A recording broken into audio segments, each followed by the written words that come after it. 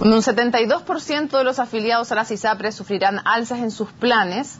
Esta situación la vamos a conversar con el ex superintendente de salud, Manuel Inostroza. Muchísimas gracias por acompañarnos. Buenas noches, Mónica, Daniel. Lo primero, preguntarle, las ISAPRES dicen que aumentan, las que aumentan, porque recordemos que hay dos que no lo hacen, pero las que aumentan dicen, incrementamos las tarifas porque, uno, los sueldos crecen más que el IPC y las licencias se pagan por los sueldos. Y segundo, porque hay más prestaciones entregadas. ¿Es una buena justificación? A ver, mire, el hecho de que hayan dos ISAPRES que no reajusten, pudiendo tener las mismas justificaciones para reajustar, demuestran que de por sí no es una buena justificación, y más tiene que ver con que lamentablemente en muchas de las ISAPRES, lamentablemente la mayoría en este caso, no se han buscado mecanismos para contener el costo, es decir, buscar mecanismos de pago que se llama compartir el riesgo entre el ISAPRE y los prestadores, buscar mayor estímulo a la promoción y prevención que permitirían, como lo hacen al menos hoy día dos ISAPRE, no subir las alzas por sobre el IPC, porque además el 94% de los planes, convengamos, están en UF y por lo tanto ya tienen incorporado el reajuste del IPC. De lo que estamos hablando es que este es el reajuste que está por sobre el IPC. ¿Y hay alguna forma de decir si efectivamente estas alzas están justificadas de acuerdo a las alzas en los costos o si están por encima de los costos que tienen las ISAPRES? A ver, lo que pasa es que si la ISAPRE no tiene un modelo que ayude a gestionar el riesgo de los pacientes, a tenerlos más tiempo sano, a pagar por desempeño o resultado a sus clínicas y a sus médicos, un ISAPRE que tenga un modelo inflacionario en los costos de salud, lo que hace es decir, mire, como todos los años me suben los precios, las clínicas, los médicos, los insumos, los medicamentos, yo no hago más que traspasar ese incremento de precio al precio del plan de salud por sobre el IPC y por lo tanto es una justificación pero sin responsabilidad respecto al riesgo de sus pacientes, que insisto, al menos hay dos ISAPRES que logran hacer eso y por lo tanto logran establecer que sí se pueden establecer formas de no subir los precios de los planes a los afiliados. ¿Diría usted que las ISAPRES son buenas administradoras? No, en este caso no. De hecho, yo creo que se ha generado un momentum social, político, jurídico, desde el año 2009 y 2010 con fallos importantes en la Corte Suprema y en el Tribunal Constitucional, que está hablando que como no han sido buenas administradoras del riesgo con la lógica de mercado, bueno, se está buscando una regulación y una legislación distinta que cambie la naturaleza del sistema como la hemos tenido hoy día. ¿Y cuál es la naturaleza que hemos tenido hoy día? Ellos gestionan el riesgo individual de las personas, pero esa gestión de riesgo individual de las personas no está dando resultado porque la expresión de alzas de precio que la gente considera abusiva o no justificada aumentan la judicialización y aumentan la sensación de abuso o ilegitimidad social que éstas tienen. Hablando de la judicialización, ¿a usted ya le llegó la carta del ISAPRE? Es que yo estoy en un ISAPRE que no reajusta. Que no reajusta. Por lo tanto, okay, no me llega carta. Ok, y a la gente que sí le llega la carta o sí le está llegando esta notificación de que le van a subir los planes, ¿cuál sería su recomendación? ¿Que vayan a judicializar o tiene algún sentido ir, por ejemplo, ahora a la superintendencia y hacer el reclamo por ahí? Bueno, mire, recordar que lo que se anuncia en abril es lo que empieza a ocurrir a partir de julio de este año, es decir, justo ahora este mes. Y las cartas se anuncian en abril porque las cartas empiezan a llegar en mayo. Es decir, los reajustes de julio, las cartas llegan en mayo y así sucesivamente.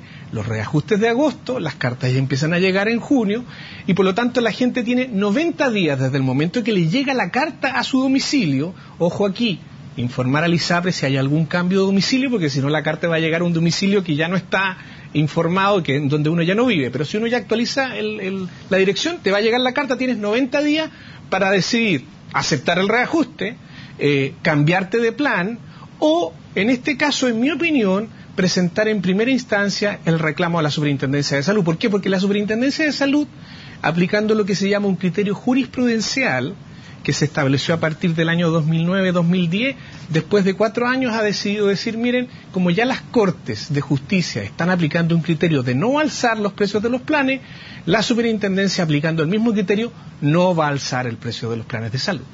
Ahora, la Superintendencia ha tomado esta decisión para 81 casos, tiene otros reclamos en trámite todavía, más de 100 nuevos casos. La pregunta es, si ya tiene esa sentencia de los tribunales, ¿puede la Superintendencia decretar esto como medida general para todos los afiliados, incluso aquellos que no reclamen?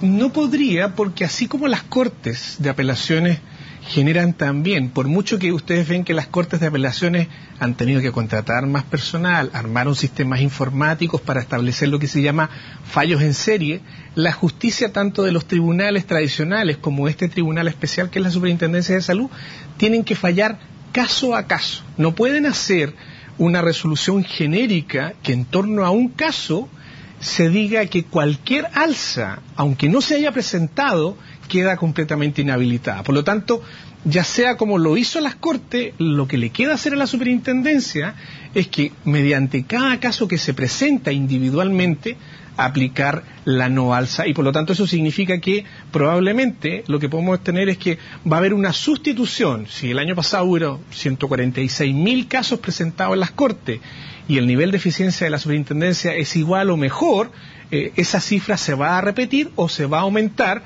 en la medida en que la gente empiece a ver que la Superintendencia falla igual que las Cortes de Apelaciones y la Corte Suprema. Ahora, usted lo decía, que hay un debate de fondo y hay una comisión que está viendo cuál va a ser el rol de las ISAPRES en un nuevo sistema de salud. Y dentro de esa comisión se ha propuesto incluso la posibilidad de que las ISAPRES sean más bien especies de seguros complementarios de salud, que hay una especie de plan nacional y que las ISAPRES actúen como complemento. ¿Le parece que esa es una buena medida o las ISAPRES deben seguir teniendo un rol similar al que tienen actualmente en el sistema?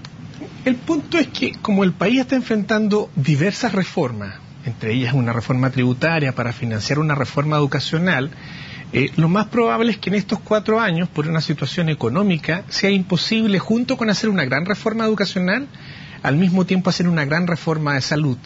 Y por lo tanto yo creo que gradualmente habría que partir con una reforma al sistema ISAPRE, con la idea de un plan garantizado del sistema ISAPRE, eliminando las tablas de factores de riesgo, eliminando la cautividad de las preexistencias, cosa que ya se discutió en el gobierno de Piñera, pero que finalmente no prosperó y él no logró aprobar en el Parlamento, y avanzar probablemente hacia los próximos 4 años siguientes a una reforma que permita unificar la lógica del FONASA con la lógica del sistema ISAPRE en un gran fondo único de salud con un plan garantizado común, tanto para los beneficiarios de ISAPRE como eventualmente a lo que se llamaría nuevas entidades de la seguridad social. Y en una tercera etapa, inclusive, eventualmente incluso hacer desaparecer al sistema ISAPRE. Yo creo que las opciones están abiertas, pero una lógica de gradualidad, porque una reforma que signifique eliminar hoy día completamente al sector ISAPRE significa en términos monetarios más de 1,5 veces lo que hoy día cuesta la reforma educacional. Si se hace un fondo común, ¿qué sentido tiene para alguien, incluso en la etapa intermedia que usted plantea, seguir cotizando en ISAPRE? ¿Dónde se atendería la persona que cotiza una ISAPRE? Lo que pasa es que hay que recordar que el sistema público y FONASA ofrece mayoritariamente a su población la red de prestadores públicos, es decir, los consultorios de atención primaria y los hospitales públicos.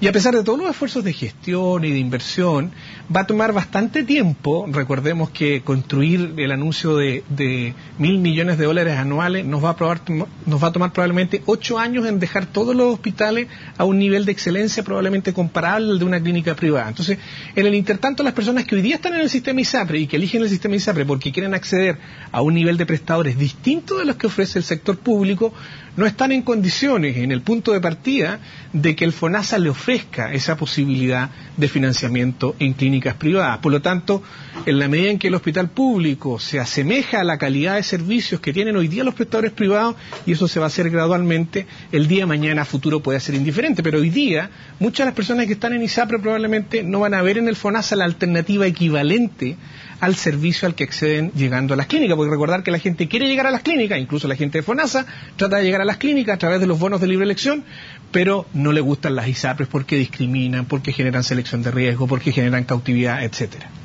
Muchísimas gracias, Manuel Nostroza, por habernos acompañado. No, encantado. Muy buenas noches.